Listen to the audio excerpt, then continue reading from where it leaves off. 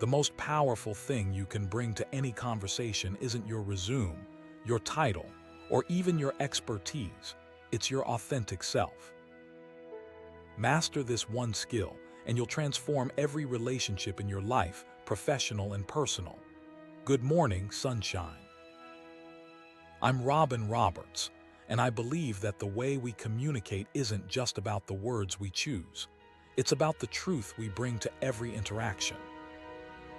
As you saw in the thumbnail, I'm here to share not just communication techniques, but a philosophy that has carried me through decades at Good Morning America, through cancer battles, and through every challenge life has presented.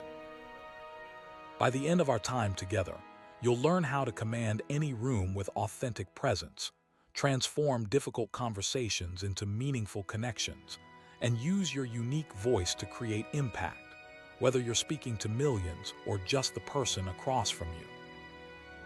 In 2007, I sat in front of the camera at Good Morning America and shared my breast cancer diagnosis with the world. My hands were shaking, my heart was racing, and every instinct told me to keep this private.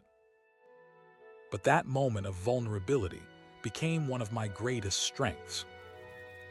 The letters and messages poured in: women scheduling mammograms, families having crucial conversations about health. But wait, what most experts won't tell you is that effective communication isn't about perfection. It's about connection. The very things we try to hide, our struggles, our fears, our messes, these are often our most powerful communication tools. If you're finding value in these insights already, go ahead and hit that like button so more people can discover these communication principles. Your support helps this message reach those who need it most. Let me share the 3 pillars of authentic communication that transformed my career. Step 1. Listen with intention. Human connection is irreplaceable in any field, and it starts with genuine listening. When I interview someone, I maintain eye contact, lean slightly forward, and focus completely on their words rather than planning my next question. Try this in your next conversation. You'll be amazed at how much deeper the connection becomes when people feel truly heard. Step 2. Speak your truth, even when your voice shakes. Authenticity isn't just a buzzword, it's a practice. When I returned to Good Morning America after my bone marrow transplant, I wore a wig because I wasn't ready to show my hair loss. But one morning, that wig felt like a barrier between me and my truth. I decided to remove it on air, one of the scariest but most liberating moments of my career. Step 3. Make your mess your message. Everyone faces challenges. The question is, will you use them to connect or create distance? When you transform personal struggles into meaningful messages, you create bridges rather than walls.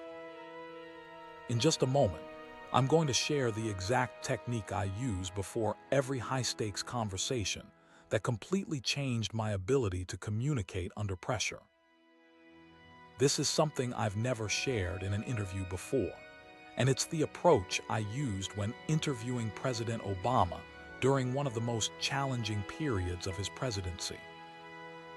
But before I get to that, let's talk about how these principles apply across different communication scenarios. Because whether you're negotiating a raise, giving a presentation, or having a difficult conversation with a loved one, the fundamentals remain the same. Effective communication isn't just beneficial, it's essential in every profession. Here's how to adapt these skills to any situation.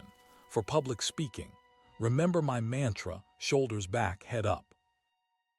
Your physical presence communicates before your words do. Practice standing in front of a mirror and notice how your posture affects your confidence. When I stand tall, my voice naturally projects more authority. For difficult conversations, Start with what I call connection before correction. Before addressing a problem, establish common ground. This technique has saved countless relationships in my professional life. For everyday interactions, implement the 70-30 rule. Listen 70% of the time, speak 30%. This ratio has transformed my interviews and personal conversations alike. If you're finding these strategies valuable, hit that subscribe button so you don't miss the next video in this series, where I'll dive deeper into handling criticism while maintaining your authenticity. Your engagement tells YouTube this content matters. Now let me share that technique I promised you, what I call purpose-centered communication. Before every significant conversation, I ask myself 3 questions. 1. What is my true purpose in this interaction? 2. What does the other person need from this exchange? 3. How can I serve both purposes authentically? This framework transformed how I approached my interview with President Obama during a contentious political period. Instead of focusing on getting a headline-making quote, I centered on facilitating a conversation that would truly serve our viewers. The secret most communication experts won't tell you is that fear never completely disappears.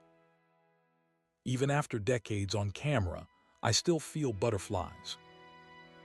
The difference is, I've taught those butterflies to fly in formation. Vulnerability isn't weakness, it's strength in its purest form. When I shared my health battles publicly, I wasn't seeking sympathy. I was living my belief that we must make our mess our message.